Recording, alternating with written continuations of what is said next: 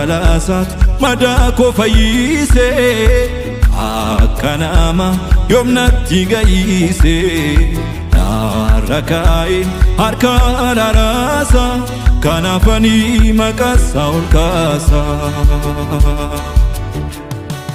Jalalasat madako fayyise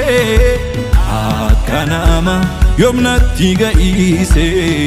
narakae harka rarasa kanafani makasa olkasa Jesus jalalle lubuko simfarsa gutuma barako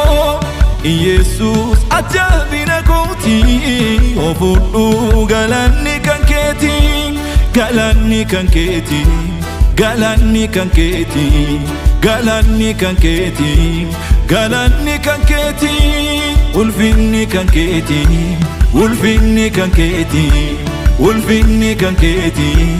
ulfinni kanketi